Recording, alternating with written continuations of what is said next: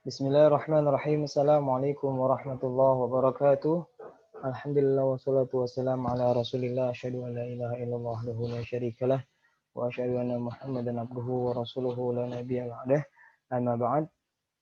Teman-teman kelas 6 sekalian, apa kabar semuanya? Semoga Allah selalu senantiasa menjaga kita, melindungi kita, memberikan kita kesehatan dan keluarga kita, serta dijauhkan dari wabah ini, dan semoga wabah ini cepat diangkat oleh Allah Subhanahu wa taala dari muka bumi ini. Teman-teman kelas 6 sekalian yang dirahmati Allah Subhanahu wa taala, pada pelajaran kali ini kita akan mengenal atau membahas sesosok manusia yang merupakan manusia terbaik setelah Rasulullah, dan juga merupakan sosok manusia yang Rasulullah jamin masuk surga. Itu sosok manusia yang merupakan 10 nama sahabat yang disebutkan dalam hadis dijanjikan oleh Rasulullah masuk surga, diberikan kabar gembira untuk masuk surga. Seorang sosok manusia yang menjadi teman dekat Rasulullah gitu, yaitu adalah tidak lain tidak bukan Abu Bakar As-Siddiq radhiyallahu anhu. Ya, kita tidak asing dengan nama ini. Ya, teman-teman sekalian, kita lihat pertama, Abu Bakar As-Siddiq itu memiliki nama, yaitu adalah Abdullah bin Utsman bin Amir. Beliau memiliki julukan As-Siddiq. Nah, julukan ini beliau dapati ketika membenarkan kisah Isra Mi'raj Rasulullah Shallallahu Alaihi Wasallam. Jadi ketika pagi harinya setelah malam Isra Mi'raj itu tersebar berita bahwa Rasulullah telah melakukan perjalanan hanya satu malam dari Masjidil Haram ke Masjidil Aqsa, dan dari Masjidil Aqsa ke langit gitu. Lalu kemudian orang-orang kafir bertanya kepada Abu Bakar, teman kamu itu Muhammad mengaku-ngaku telah pergi ke Baitul Maqdis dalam semalam. Karena jaraknya begitu jauh teman-teman. Kalau dari Mekah itu Masjidil Haram, kalau Mekah ke Madinah saja itu 500 km kurang lebih. Nah ini Mekah ke Masjidil Aqsa gitu. Baitul Maqdis itu sangat jauh dan tidak mungkin ditempuh dalam satu malam, karena dulu itu belum ada kendaraan yang cepat ya. Kendaraan yang mereka miliki waktu itu hanya unta atau kuda atau keledai gitu. Sehingga tidak mungkin kalau hanya dalam satu malam pergi dari Masjidil Haram ke Masjidil Aqsa gitu. Sehingga banyak orang yang meragukan terkait dengan kisah ini, tapi Abu Bakar ketika ditanya oleh orang-orang kafir, dia menjawab, in kana qala faqad sadaqa gitu. Jika dia yang berkata demikian, maka dia telah benar gitu. Dalam Al-Qur'an pun beliau disebut dengan As-Siddiq. Dan orang yang membenarkan, membawa kebenaran Muhammad dan membenarkannya, itu adalah disebut juga Abu Bakar. Mereka itulah orang-orang yang bertakwa. Abu Bakar As-Siddiq radhiyallahu anhu merupakan orang yang pertama menerima ajaran Rasulullah dari kalangan laki-laki yang dewasa gitu. Jadi beliau salah satu cara Allah menjaganya adalah sebelum beliau masuk Islam, Abu Bakar itu salah satu termasuk orang yang tidak menyembah berhala, tidak minum khamar ya. Walaupun waktu itu kan dia belum diharamkan dalam Islam itu karena dia belum masuk Islam, tapi dia termasuk orang yang menjauhi perbuatan tersebut, tidak menyembah berhala, tidak minum khamar gitu. Abu Bakar adalah orang yang pertama menerima ajakan Rasulullah untuk menerima Islam. Beliau lahir 2 tahun 6 bulan setelah tahun kelahiran Rasulullah Shallallahu Alaihi Wasallam. Itu beliau juga termasuk sahabat yang menemani Rasulullah berhijrah ke Madinah ketika sahabat yang lainnya sudah hijrah duluan, tapi Rasulullah dan Abu Bakar menyusul. Ya, Rasulullah dan Abu Bakar ditemani oleh Abu Bakar As-Siddiq gitu, dan sampai apa namanya bersembunyi agar tidak ketahuan untuk pergi ke Madinah seperti itu. Nah, sebelum hijrah juga kita sudah mengetahui kisahnya bagaimana Abu Bakar membebaskan Bilal bin Rabah ya, seorang budak yang beriman kepada Allah, yang waktu itu ketika disiksa Bilal tidak mau mencela dan menghina Nabi Muhammad, dia tetap mengatakan ahadun ahad. Gitu. Pada saat itu Abu Bakar membebaskan Bilal bin Rabah, memerdekakannya dengan membeli Bilal bin Rabah kepada majikannya seperti itu. Ya. Dan juga saat Rasulullah wafat, beliau adalah orang yang sangat tegar gitu, yang sangat kuat gitu, dan akhirnya dengan musyawarah kaum muslimin beliau adalah termasuk khalifah pertama setelah Rasulullah wafat gitu, yang dipilih oleh umat Islam pada waktu itu. Nah, jadi teman-teman sekalian, di sini ada beberapa keutamaan ya, nanti bisa dibaca juga.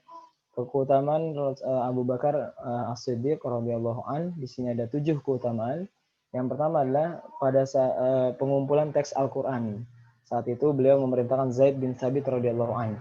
Jadi pada waktu itu ketika banyak para penghafal Quran yang gugur di medan perang gitu, khawatir Al-Quran ini hilang dan juga apa namanya tidak ada yang meneruskan generasi berikutnya gitu, hingga akhirnya Abu Bakar memerintahkan untuk umat Islam mengumpulkan teks Al-Quran gitu, dan juga setelah teks itu terkumpul Al-Quran itu disalin ya oleh Zaid bin Thabit radhiyallahu anhu. Ya, Zaid bin Sabit radhiyallahu anhu waktu itu diperintahkan Abu Bakar untuk menulis Al-Quran, dan sempat keberatan gitu karena ini adalah amanah yang sangat berat. Kata Zaid bin Sabit, jika engkau memerintahkan aku untuk memikul 2 bukit atau sebuah bukit, itu lebih baik daripada harus menulis Al-Quran gitu. Jadi di zaman Abu Bakar lah dimulainya pengumpulan teks Al-Quran. Lalu kemudian seiring berjalan waktu barulah nanti di zaman Utsman bin Affan baru dibukukan seperti itu. Nah, beliau juga termasuk orang yang memerangi waktu itu ada namanya perang Riddah gitu, perang memerangi orang-orang yang murtad, yaitu adalah orang-orang yang tidak mau membayar zakat gitu, karena zakat ini adalah salah satu rukun Islam. Jadi kalau orang yang tidak mau membayar zakat berarti dia sudah apa namanya tidak mau gitu, orang yang tidak mau menerima ajaran Islam secara sepenuhnya. Oleh karena itu Abu Bakar diperangi ya, diperangi orang-orang yang tidak mau bayar zakat itu. Dan juga waktu itu setelah Rasulullah wafat itu ada seorang yang mengaku sebagai nabi ya, dirinya sebagai nabi, dan dia mengatakan bahwa dia menerima wahyu seperti Muhammad dan seterusnya. Itu namanya adalah Musailimah, itu Musailamah Al-Kadzab. Al-Kadzab itu adalah pendusta gitu, karena dia berdusta, tidak mungkin ada seorang nabi setelah Rasulullah Shallallahu alaihi wasallam. Dan di bawah pimpinannya terbunuhlah nabi palsu tersebut ya, di bawah tombaknya Wahsy.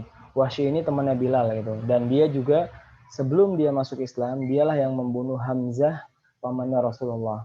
Dan Wahsy mengatakan, dengan tombak ini aku pernah membunuh orang terbaik dalam Islam, dan dengan tombak ini pula aku membunuh orang yang terburuk pada zaman waktu itu. Itu adalah Musailamah Al-Kadzab, karena dia mengaku dirinya sebagai nabi.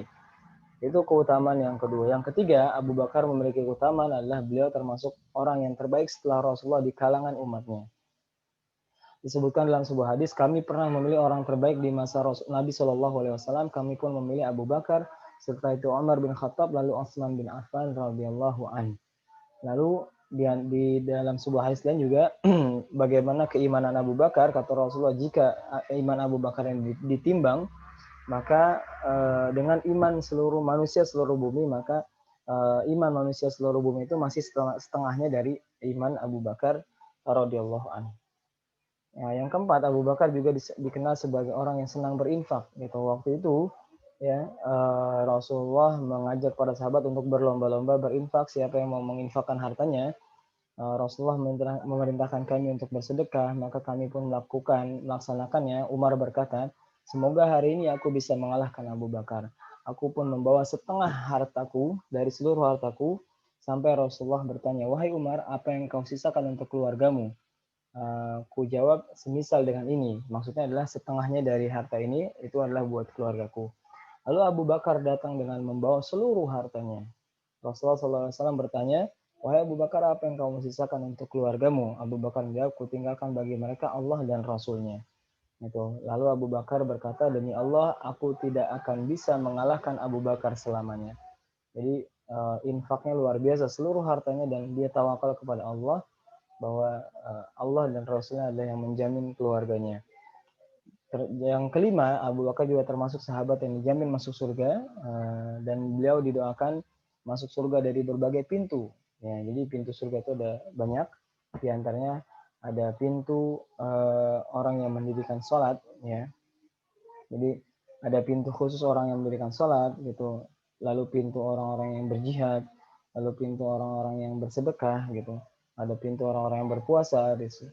Dan Abu Bakar eh, dipanggil dari seluruh pintu itu karena dia gemar sholatnya luar biasa, jihadnya luar biasa, sedekahnya luar biasa, pahalanya pun luar biasa gitu. Yang keenam, Abu Bakar juga orang yang paling dicintai oleh Rasulullah Shallallahu Alaihi Wasallam. Dalam sebuah hadis disebutkan, Ayun nasi ahabu ilaik, qala Aisyah, qala qultu minar rajul, minar rijal, qala abuha. Jadi Rasulullah ditanya, siapakah orang yang kau cintai? Rasulullah menjawab, Aisyah, istrinya gitu. Aku bertanya lagi, kalau dari kalangan laki-laki siapa gitu? Beliau menjawab abuha, ayahnya Aisyah, yaitu adalah Abu Bakar As-Siddiq radhiyallahu anhu. Yang terakhir, Abu Bakar merupakan seseorang yang bisa melakukan sebuah perbuatan amal-amal yang luar biasa dalam satu hari. Jadi dalam kisah waktu itu Rasulullah pernah mengecek ibadah para sahabat, di antaranya disebutkan dalam sebuah hadis dari Abu Hurairah. Rasulullah berkata kepada sahabat, siapa yang hari ini berpuasa? Abu Bakar menjawab, saya. Dan siapa yang hari ini ikut mengantar jenazah? Abu Bakar menjawab, saya. Karena pada waktu itu semalam harinya, menurut riwayat itu, telah terjadi ada beberapa sahabat yang gugur di medan perang gitu, dan harus dimakamkan dan harus diurus jenazahnya gitu di pagi harinya gitu, dan Abu Bakar mengikuti itu dan melakukan hal tersebut. Dan lalu kemudian siapa yang mengantarkan jenazah? Abu Bakar menjawab, saya. Siapa yang hari ini memberi makan orang miskin? Abu Bakar pun menjawab, saya gitu. Siapa yang hari ini menjenguk orang sakit? Abu Bakar pun menjawab, saya.